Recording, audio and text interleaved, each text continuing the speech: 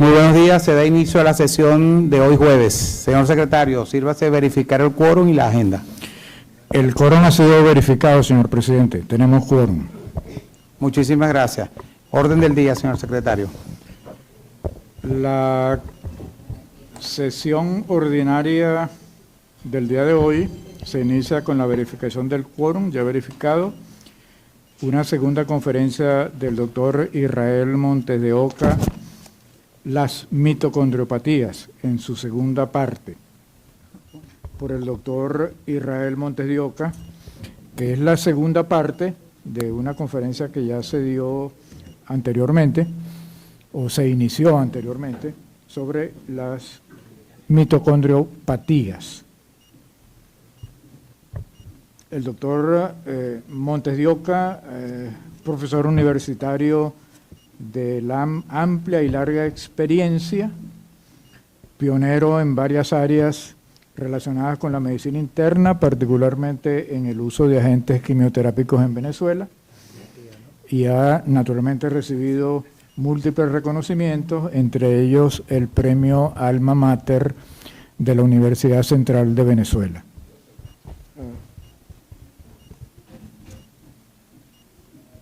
Tiene la palabra el doctor Montes de Oca para iniciar su presentación.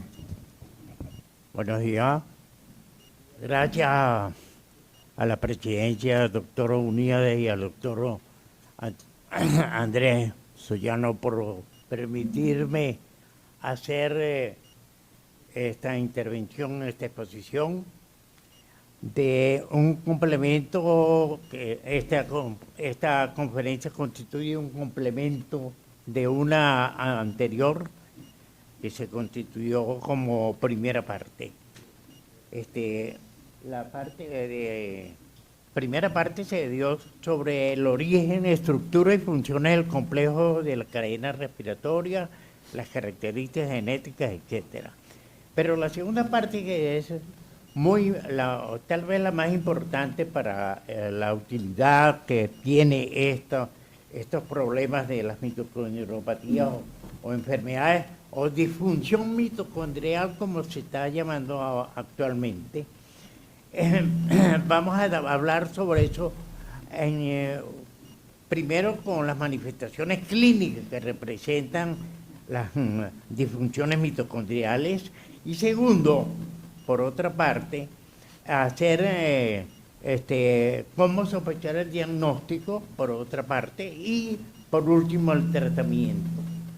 En cuanto al recuerdo, voy a hacer un breve recuerdo de lo que hicimos o lo que hablamos en la primera vez, que es sobre la morfología básica de la mitocondria. Como ustedes ven, tenemos una parte que es la membrana externa, la membrana interna. Entre las dos hay un espacio que se llama el espacio intermediario, intermembrana.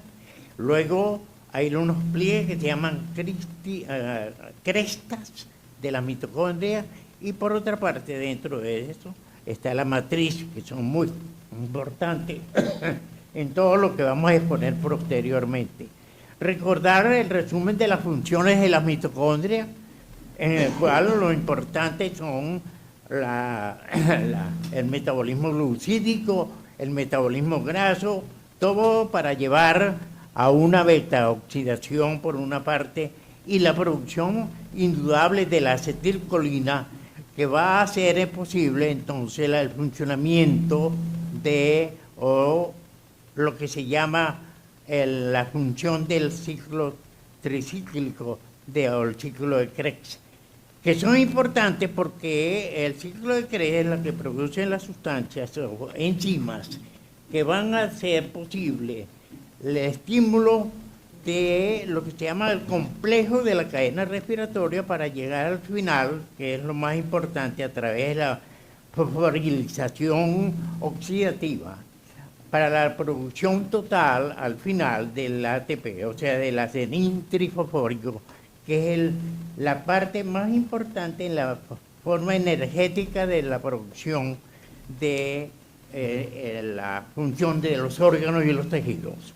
En este caso, como ustedes ven en esa imagen, lo importante de la imagen es cómo se hace la síntesis del ATP, pero quiero llamar la atención sobre esta parte que se llama la mitocondria, el DNA mitocondrial, cuya fracción, su unidad, que se llama A6, es la que hace posible el funcionamiento del complejo 5 de la mitocondria, como ya ustedes habían visto en la anterior conferencia, y que es la que hace provocar la síntesis, porque la presencia del ADP, o sea, del anesín difosfórico y del fosfato inorgánico. Pero hoy vamos a dedicarnos fundamentalmente a la parte genética de la mitocondriopatía o disfunción mitocondrial. Tenemos en nosotros que existen dos formas de DNA, el nuclear y el mitocondrial. Todo constituye un mitocondrio, o sea, la totalidad de todo lo que es la parte genética, para producir entonces un efecto sobre los complejos de la cadena respiratoria del 1 al 5 para llegar al mismo problema que habíamos mencionado anteriormente, la producción de ATP. Pero siendo un poquito más preciso de lo que habíamos dicho anteriormente, hay cientos y miles de mitocondrias en cada célula y con un contenido de 5 genomas. Esos 5 genomas tienen a su vez, van a producir los 37 genes. Los 37 genes se dividen en 2 grupos. Un grupo que va a la matriz de la mitocondria fundamentalmente, y 13 genes que van entonces a distribuirse para cada uno de los complejos en forma diferente. El único complejo que no tiene efectos de las mitocondrias DNA son el complejo número 2. Es muy importante por lo que vamos a decir posteriormente.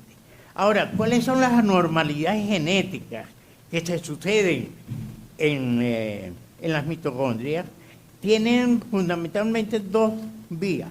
Una vía que se llama la vía nuclear del DNA, y cuyas mutaciones se rigen por la ley de Mendel, o mendelianas, como se dice.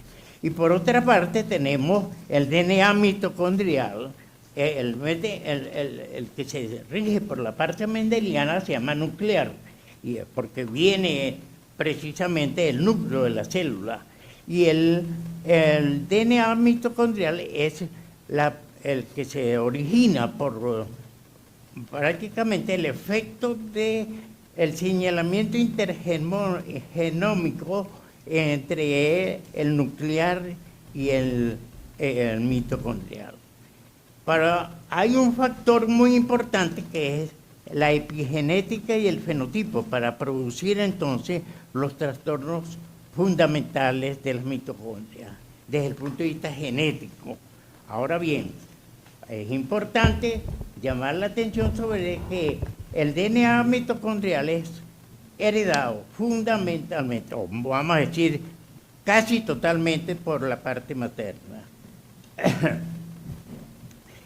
Las características de la herencia son 3 fundamentales. Que la herencia de las mitocondriopatías son de tipo materno. Hay excepciones, pero eso no es lo corriente. Todo es por herencia materna. Y hay un factor, o factores que se llama heteroplásmico y homoplásmico, que es cuando existen las mutaciones precisamente en las, vamos a decir, en todas las características tanto mitocondriales como nucleares de la estructura de la mitocondria. ¿Qué quiere decir heteroplasmático o heteroplásmico? Es que hay un umbral de mutaciones que en su porcentaje es importante para producir enfermedades, para producir manifestaciones clínicas. Por eso es que se llama heteroplásmico. porque puede haber presencia de mutaciones, pero no producir enfermedades porque no llega al umbral. Se necesita un umbral para poder entonces hacer la... Aquí tenemos un ejemplo de el porcentaje materno que, es decir, que se produce la mitocondriopatía por el porcentaje de alteraciones que da la maternidad. Eso, ¿no? Por ejemplo, 20%, 80%, el aporte, la contribución que da la madre, o 50%, o 80%. Y de acuerdo a eso hay severidad de la enfermedad. Ahí no interviene en absoluto la parte del padre o materno o paterno. Entonces entramos ahora en la clasificación de acuerdo a eso de los síndromes y enfermedades que tienen estas alteraciones. Se clasifica en primario y la mayoría de los autores dicen que lo importante es las alteraciones de la cadena respiratoria, o sea, de los complejos del 1 al 5, y secundaria cuando es la matriz solamente de la mitocondria. O puede haber alteraciones mixtas, por supuesto. Y vamos a hablar ahora de cómo nació esta nueva ciencia, vamos a llamarla así, o parte de la medicina sumamente importante. Nació con Ron que era un médico investigador de Karolinska, en Estocolmo, en Suiza, que vio a una paciente con todas las características de un hipertiroidismo. Había perspiración, disminución de peso, gran ingesta de líquido, pero la mujer no se recuperaba, era de 30 años. Y la estuvo estudiando durante mucho tiempo y no pudo llegar a un diagnóstico. ¿Por qué? Porque las pruebas de tiroides eran totalmente normales. Ahora, ¿qué pensó Ruff? Pensó que habría que buscar qué órgano producía la cantidad de energía suficiente para que la mujer sufriera de esta condición, sin que las pruebas tiroideas fueran anormales. Entonces surgió en su mente la posibilidad de las mitocondrias, que era la que producía la gran energía que tenía en la producción la paciente. Eso entonces hizo la biopsia muscular. Ahí estaba el asunto. Fíjense cómo se reprodujeron las mitocondrias, se proliferaron las mitocondrias, era la causa del problema. Y además de eso, había entonces trastornos laterales como la cristaloides, los residuos cristaloides que se pueden producir en ese momento. Entonces, como consecuencia de esto, aparecieron múltiples trabajos sobre el mismo problema, hasta que Salvatore Di Mauro fundó un centro de estudio de las mitocondrias en el centro de la Universidad de Columbia en Nueva York. Y es un centro actual en el cual hacen estudios profundos sobre esta condición. Ahora, ¿cuáles son los órganos vulnerables al déficit energético y a los cambios estimáticos energéticos y genéticos de esta condición? Pues sistema nervioso central, el músculo estriado, el cardíaco, el músculo cardíaco, los oculares, incluyendo la retina. En forma más secundaria, los demás tejidos. Todos los tejidos del organismo tienen mitocondria, excepto un solo tejido, o no se puede decir tejido, sino los glóbulos rojos, que circulan porque no tienen entonces ninguna estructura parecida a mitocondria. Por lo tanto, cualquiera de los otros órganos son capaces de producir entonces alteraciones importantes. Aquí tenemos una imagen en la cual ustedes ven el sistema nervioso, los ojos, el corazón y el esqueleto muscular como los principales tejidos que sufren alteraciones, y ahí están enumerados los principales síntomas. Secundariamente, tenemos los demás órganos y sistemas. Ahora, ¿qué es lo que pasa con el fundamento del problema? Es que hay entonces un incremento, como habíamos dicho anteriormente, a la forma de el genoma que tiene la mitocondria es de tipo circular. Y allí se estructura ese círculo con la cantidad grande de mitocondrias DNA, menos de las nucleares.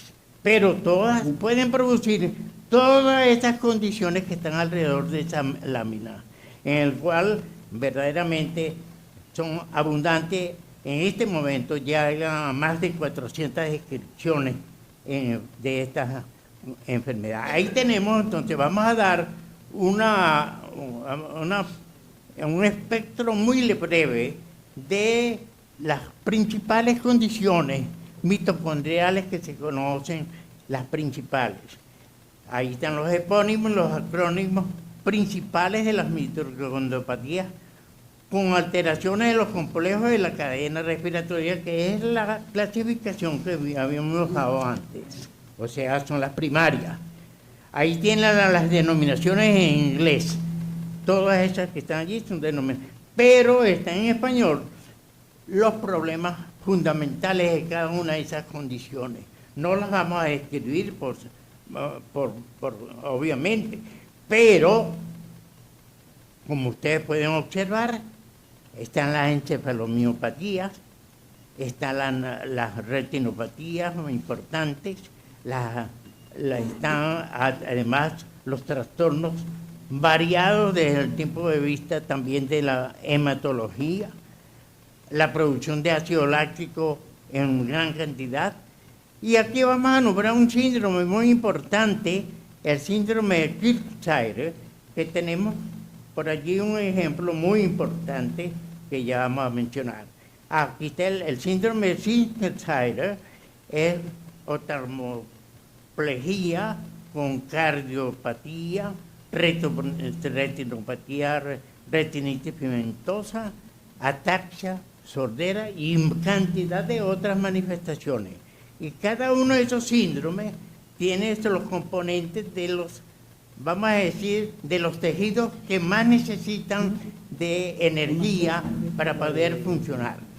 Como hemos mencionado, el sistema nervioso, el sistema cardiovascular, y el músculo y la retina y los ojos, por supuesto.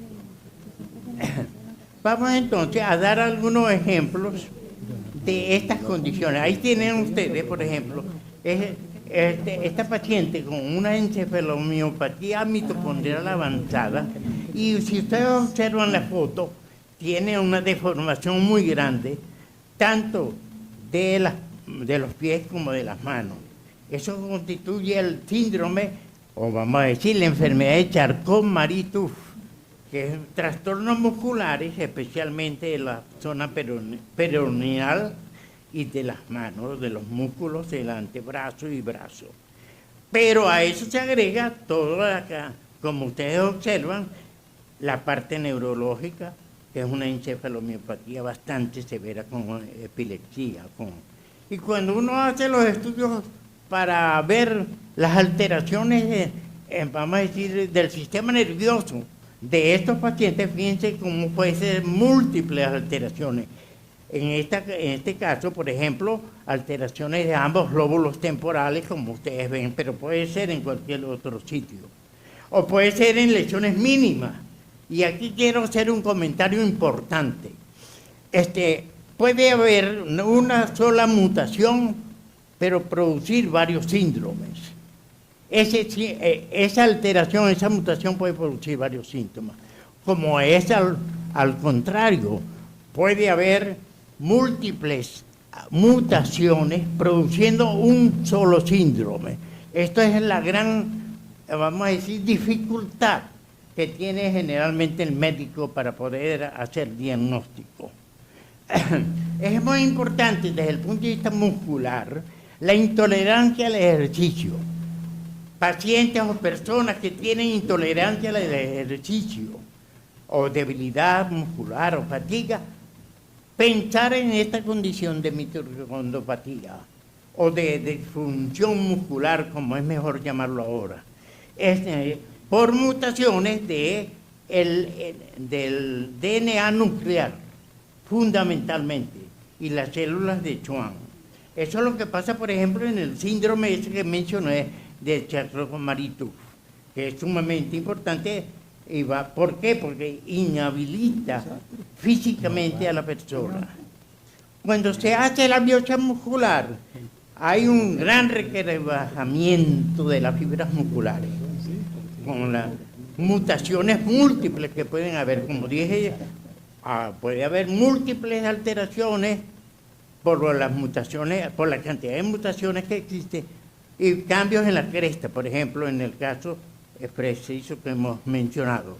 Y siguiendo con la biopsia muscular, ven la distorsión de las fibras musculares, el requebrajamiento que habíamos hablado.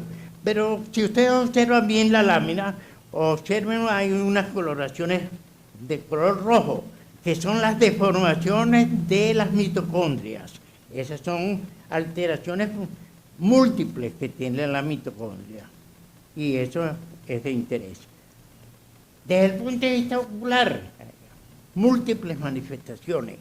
Tenemos entonces oftalmoplegia única, unilateral más que única. Bilateral, como es la forma de oftalmoplegia externa progresiva, crónica, que es sumamente, no es que es frecuente, pero es una de las alteraciones más importantes que tiene la parte ocular. Y esta lámina, gracias a la generosidad y de la gentileza, vamos a decir, del doctor Rafael Musi, que vio este caso. Este es el caso específico del doctor Musi, en el cual observan ustedes que hay oftalmoplegia bilateral, por una parte. Pero si observa bien la lámina, ustedes ven que por debajo de la clavícula izquierda hay un círculo. Ese círculo representa un marcapaso. El marcapaso es porque tenía una cardiopatía producida por el mismo problema. Y así como eso, tenía otras manifestaciones múltiples, que es uno de los síndromes que más tiene alteraciones desde el punto de vista, vamos a decir, clínico. Esta es la retinitis pigmentaria, no es el paciente como mencionamos anteriormente, pero sí es muy frecuente en estos tipos de condiciones. Y cuando se hace la necropsia, vemos que puede haber entonces trastornos tanto de la materia gris como de la materia blanca, la sustancia blanca y la sustancia gris, con una degeneración esponjosa, que es lo que se vio en este tipo de pacientes del síndrome Klinefelter. Esta lámina es muy interesante y por eso la traigo. Es la estructura compleja de la retina. Está integrada por capas y células. Vamos a referirnos nada más que a las células, que son múltiples en la estructura de la retina. Células del sistema ganglionar, las células de Miller, las células bipolares, las marcinas, las horizontales y las pigmentarias, la última, la más profunda. ¿Por qué traje esta lámina? Porque cada una de esas células mencionadas tiene múltiples mitocondrias, y cuando hay alteraciones de ellas es la razón por la cual podemos explicar la variabilidad múltiple que tienen las manifestaciones retinianas en estas condiciones. Ahí tenemos, por ejemplo, esto, donde hay un fondo de ojo en el cual el haz papilomacular está totalmente alterado, igualmente que el resto del sistema de las fibras nerviosas y los trastornos vasculares, por supuesto.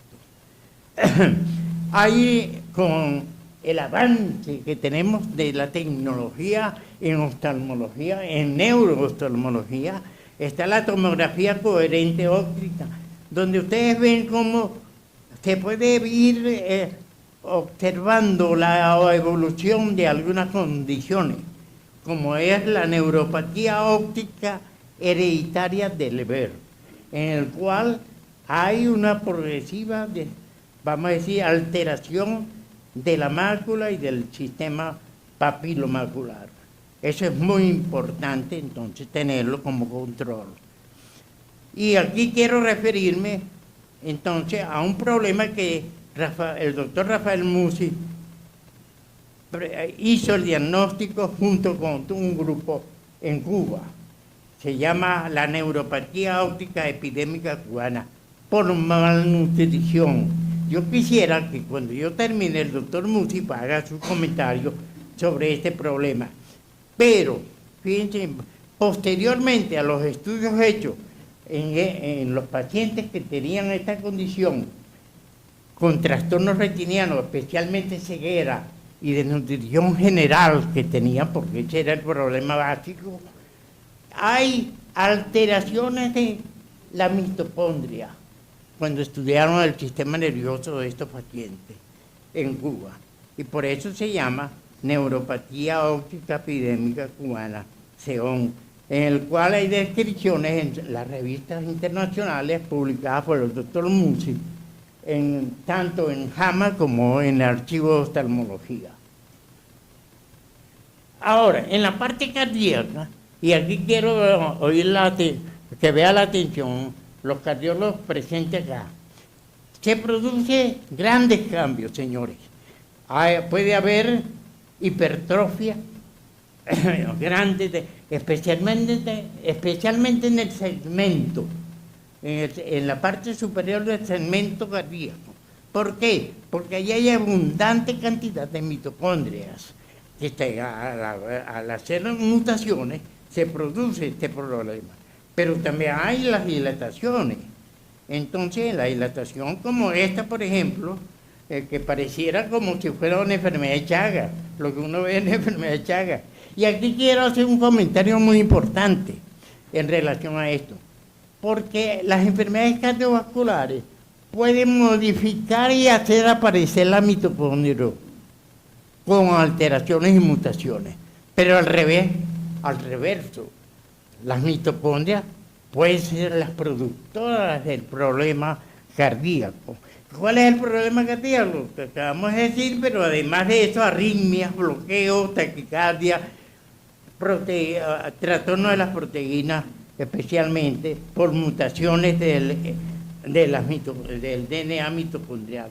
Y fundamentalmente por esta sustancia, la carnitina, que es una sustancia, es una grasa que hace posible la consistencia de la pared interna de las mitocondrias. Acuérdense, es donde está adherida todos los complejos de respiratorios correspondientes. Además, hay otras alteraciones como inflamación, tanto del simpático como parasimpático y vasculares. Aquí con el eco podemos ver la dilatación o podemos ver la hipertrofia. Y cuando se hace la biopsia, puede ser de músculo o de músculo cardíaco, vemos con la coloración especial de Gomori y vemos como en rojo, donde está la flecha, podemos ver las alteraciones de las mitocondrias y la gran desorganización que tiene la musculatura cardíaca. Pero pasando a otro sistema, también existen trastornos digestivos debido a la mitocondriopatía o a la disfunción de las mitocondrias. Entonces, va desde la vía oral hasta el colon, hasta el intestino grueso y delgado. Esto hace entonces posible que se hagan diagnósticos desde el punto de vista gastroenterológico, como el síndrome de Ley, la MESLA, el Mayer, lo que habíamos mencionado anteriormente, todo lo que habíamos mencionado anteriormente. Y hay hepatopatías que tienen que ver con el trastorno mitocondrial. O sea, por ejemplo, el síndrome hepatocerebral por depresión del DNA mitocondrial. el síndrome de Alpert por trastorno de la coenzima X2 o por los trastornos de la polimerasa. El síndrome de Pearson por lesión también de la misma mitocondria. Pero un punto importante, la mayoría de estas alteraciones, son de tipo, vamos a decir, acompañadas de anemia sideroblástica, neutropenia y trombocitopenia. La enfermedad de Wilson, también como hepatopatía. La enfermedad secundaria por efectos de drogas, por depresión del DNA mitocondrial.